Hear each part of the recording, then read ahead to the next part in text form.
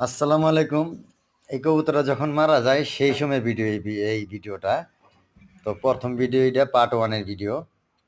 তো এই কবুতরটা আমার দোষের কারণে কবুতরটা মারা গেল। কারণ আপনাদের আমি বলি, গাবতলী পর্যন্ত পাল্লা করা কবুতরটা, গাবতলী টার্মিনাল থেকে। আর এদিকে মানিকগঞ্জ কোট পর্যন্ত পাল্লা করা। মানিকগঞ্জ কোট এইখান থেকে 42 কিলো ডিস্টেন্সটা। আর এদিকে টাঙ্গাইল, আপনার টাঙ্গাইল যাই নাই, মিথ্যা কথা বলে লাভ নাই, টাঙ্গাইল নেই, এটা হলো বাইপেল সাইরা পাল্লা করা। বাইপেল রোডের আরো ওদিকে পাল্লা করা একটু। তো আমি ধরছি বাইপেল পর্যন্ত আর কি।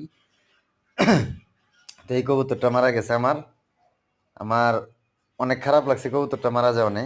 কারণ এরকম দ্বিতীয় পিস আর আমার বাসায় নাই। একটা পিস ছিল, আমি বাচ্চা হলোই নেই। আমি যে কি ভুলটা করছি বাচ্চা না নিয়ে, যাই, সমস্যা নাই। আল্লাহর উপরে ভরসা রেখে আরো কবুতর আছে, ওগুলা দিয়ে রেজাল্ট করা হবে ইনশাল্লাহ। পাল্লা করা হবে, দেখা যাক ওখান থেকে কোনটা ভালো কোনটা খারাপ। পাল্লা করলে তো বোঝা যাবে নি। তো আমার কবুতরের লেগে সবাই দোয়া করবেন। আর কি করব, কারণ এখানে তো আর আমার হাত নাই। অসুখ বিসুখ আল্লাহ দেয়, আল্লাহ আবার ভালো করে। হয়তোবা আমার কিছু ভুল ছিল, ভুলের কারণে কবুতরটা মারা গেছে। আরো দু একটা অসুস্থ ছিল, ওগুলো ঠিক হয়ে গেছে, কারণ এই কবুতরটা বেশি গুরুতর অসুস্থ হয়ে গেছিল। এই জন্য আর কি এটা মারা গেল। তো আমার চাইতে বেশি কষ্ট পাইছে